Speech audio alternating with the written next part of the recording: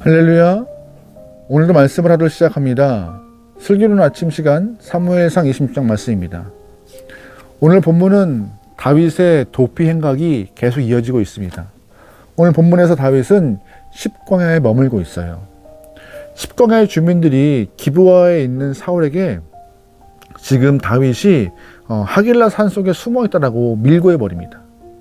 다윗이 하길라에 있다는 정보를 듣게 되자 다윗은 눈을 번쩍 띄었으며 군사 3,000명을 이끌고 십광야로 향하죠. 그리고 하길라 산속에서 진을 쳐요.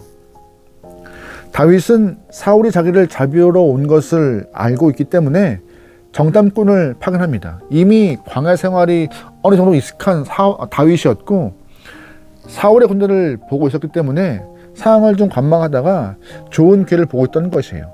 사울이 어디에 있나, 그 병력은 얼만큼 되나, 또한 어떠한 무기를 갖고 있나, 어떻게 하면은 우리의 피해를 최소화할 수 있을까, 여러 가지 작전을 짜기 위해서 정탐꾼을 보냅니다.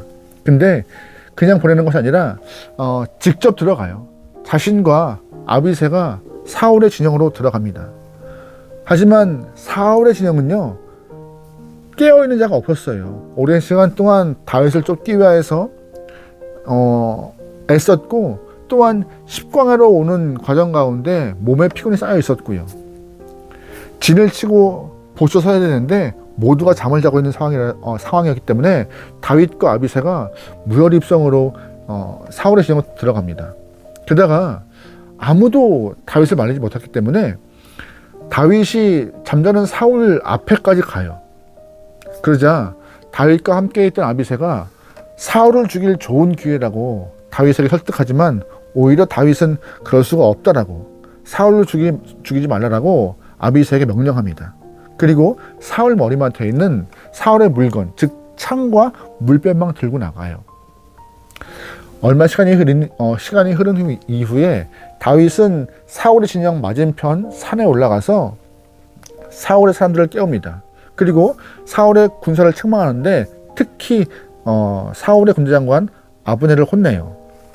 나는 하나님을 먼저 생각하고 하나님을 인정하기 때문에 하나님께 기름 부은 자를 죽이지 않았다. 나는 창과 물병만, 사울의 창과 물병만 들고 나왔다. 그리고 여기 지금 서 있다라고 그 증거를 보여주죠. 그러면서 왕을 똑바로 지키지 못한 너희 군대 참 엉망이구나라고 핀잔을 주고 꾸중도 하고 잘 하라고 책망도 하고 있는 모습이 등장합니다. 다윗은 사울을 죽이지 않은 이유가 딱 하나였어요. 항상 나보다 하나님을 먼저 생각하기 때문에 하나님 마음에 중심된 삶을 살고 있던 것이죠. 오늘 이 모습 보면은요, 이미 앞선 장에서 한번 다윗이 사울을 살렸던 그 장면과 매우 흡사한 모습이 등장해요. 그게 바로 24장 엔게디 광야에서 했던 일인데, 굴에 들어왔던 사울에게 그냥 그의 옷자락만 베고 보내는 일이 발생합니다. 24장에서 그 이후 계속 도피 생활을 하고 몸은 지치고 다윗은 힘들어하고 있을 때, 또한 25장에서는 그 어리석은 나발을 만나서 무시도 당하고 업신여긴 당하면서 자존심도 상하고 많이 어려움도 경험해요. 그랬던 다윗이라면 선한 마음이 계속 남아있지 않았을 거라 생각을 해요. 아무리 다윗이지만 앞서 사울을 살릴 때는 선한 마음이었겠지만 과정 가운데 계속 어려움과 힘듦이 쌓이고 마음에 분노가 조금씩 생길 때, 오늘 본문을 경험했다면 일반적인 사람이라면 정말 좋은 기회다. 다시 한번 이런 기회를 주신 이유는 정말 사울을 죽이라고 하는 하나님의 사인이라고 생각하여서 사울의 목숨을 뺏어갔을 것입니다. 그런데 그렇게 하지 않아요. 앞선 같은 모습을 보여주고 있어요. 그 이유가 뭘까? 왜 이런 모습을 보일까? 분명히 삶은 더 어려워지고 마음 가운데 저 강박할 수밖에 없는 상황에서 계속 그 마음을 유지하고 있으며 오히려 더 선대하고 있는 모습, 하나님을 먼저 생각한다는 모습을 말을 하고 있잖아요. 그 이유가 뭘까? 그 이유는요, 바로 우리가 지난주 보았던 25장 아비가일 때문이라고 생각합니다. 아비가일이요. 다윗은 어리석은 나발이 자신을 무시하고 자기의 사람들을 업신여기자 화가 나서 400명의 군사를 이끌고 칼을 차고 올라가요. 나발의 그 가족을 도륙하겠다, 그 마음이죠. 그런데 그 분노에 찬 다윗을 진정시키고 또한 가정의 멸문을 막았던 그 중요한 한 사람 아비가일의 지혜로움 때문에 복수의 피가, 잔인한 모습의 그 사륙 장면이 발생하지 않아요. 아비가일은 다윗에게 자신의 주라고 연신 고백하면서 다윗의 마음을 위로하고 또한 온유와 겸손으로 그를 높이고 있습니다. 게다가 생명을 존중해야 하는 것이 당신의 마음이며 또한 하나님의 선한 싸움을 싸우는 것이 당신인데 어찌하여 어리석은 사람 하나 죽이려고 하나님의 거룩한 싸우는 자가 이렇게 칼을 더럽히려 하느냐라고, 그러지 말라라고 얼르고 달래고 있는 것이죠. 근데 그 말이 다윗의 가슴에 꽂혀요. 게다가 아비가일이 정말 지혜로운 말 하는데 25장 29절에 이런 표현이 있습니다. 사람이 일어나서 내 주를 쫓아 내 주의 생명을 찾을지라도 내 주의 생명은 내 주의 하나님 여호와와 함께 생명싸개 속에 쌓였을 것이요 내 주의 원수들의 생명은 물매로 던지듯 여호와께서 그것을 던지시리라. 아멘. 무슨 말이에요? 하나님이 당신을 지키시는데 왜 쓸데없이 힘을 씁니까? 하나님이 당신의 원수들을 다 물매로 던지듯 멀리 던지실 텐데 당신 그럴 필요 없습니다. 힘쓸 필요 없습니다. 그냥 당신 갈 길 가는 게 좋습니다. 당신의 의를 지키는 게 좋습니다라고 계속 다윗에게 쓸데없는 힘 또한 쓸데없는 피를 흘리지 않게 아비가일의 중간에서 굉장히 어루만지고 다윗의 마음을 치유하고 있습니다. 지금 다윗의 목적은요, 25장 전반부까지 다윗의 목적은 빨리 상황을 마무리하여서 다시금 자신이 왕위를 받기 위해서 궁으로 가는 것이 목적이었어요. 이 억울함을 빨리 해결하기 위해서 나는 가야 한다. 빨리 가서 내가 두 번째 왕이 돼야 한다. 그 마음이 중심이었고 그 마음을 품고 살았는데 25장에서 또 전반부에 사무엘의 죽음으로 마음에 큰 좌절감도 경험하고 있던 다윗이라서 혼란스럽고 좌절하고 분노가 계속 쌓이는 상황이지만 중요한 것은 아비가일을 만난 이후에 그의 목적이 왕궁으로 가서 왕이 되는 것이 아니라 오히려 하나님의 마음을 품고 생명을 사랑하는 것이 목적이 되었습니다. 그래서 명분 있는 전쟁만 하던 당신이 하나님의 명령을 받은 전쟁만 하던 당신이 왜 명분 없이 피를 흘리느냐? 피 흘리지 마라. 하나님의 생명싸개 안에 보호받은 당신이 굳이 피 흘릴 필요 없다라고 다윗의 목적을, 삶의 목적과 방향을 탁 틀어버리죠.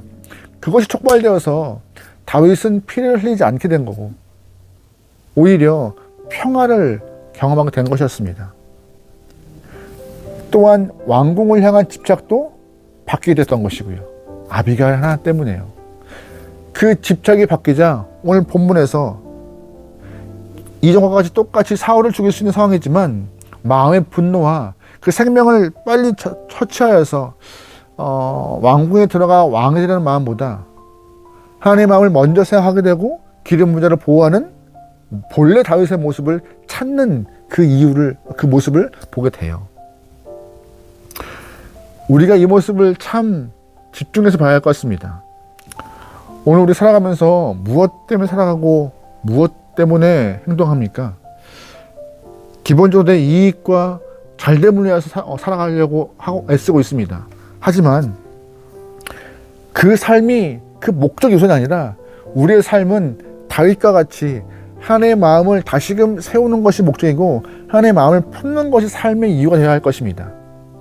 다윗도 처음에는 왕국으로 다시금 돌아가 사울의 대를 이어서 왕이 되는 것이 목적이었지만 바뀌잖아요.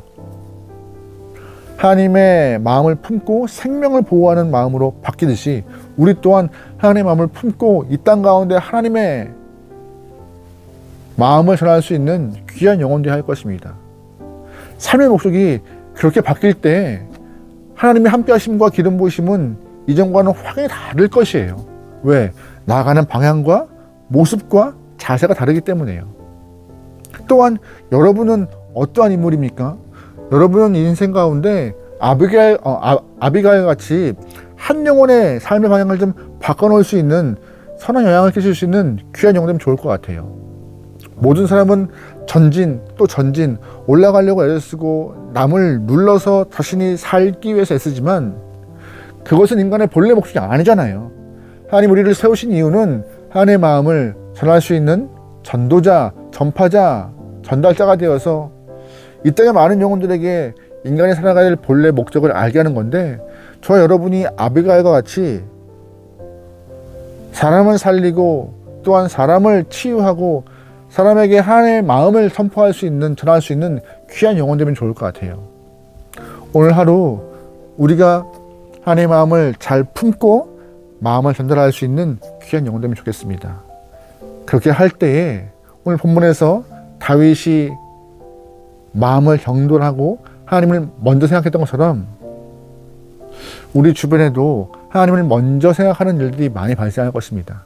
그 은혜가 여러분과 저를 통하여서 촉발될 수 있기를, 그 은혜가 우리 교회를 통하여서 촉발될 수 있기를 주의 이름으로 축원합니다. 아멘. 기도하시겠습니다. 하나님, 먼저 그 나라와 그 의를 구할 수 있는 귀한 영혼들에게 허락하소서. 입으로만 먼저 구한다, 먼저다라고 말하는 것이 아니라 정말 내가 먼저 하나님의 마음을 품고 주의 마음을 떠올리며 주의 마음대로, 하나님 먼저 그 나라와 그 일을 구한다는 그 입술의 표현이 삶이 되게 허락하소서. 일상에서 더 많은 것, 더 높은 것을 얻기 위해서 애쓰고 있는 저희들이지만 오히려 주의 마음을 품기 위해서 몸부림치는 영혼들이 원하오니 우리의 마음과 주님 주장하소서. 주님 닮기 원하고 아비가일과 같이 한 영혼을 살리고 한 영혼의 가치관을 바꿀 수 있는 전달자, 전도자, 주의 마음을 전할 수 있는 귀한 영혼이기 원합니다. 주님 축복하시고 우리와 우리 교회를 사용하여 주소서. 그리하여 있는 공간 안에 하나님의 향기가 퍼지게 나오니 주님이시여 역사하시고 기름 부으소서. 오늘 하루를 맡겨오며 예수님의 이름으로 기도합니다. 아멘.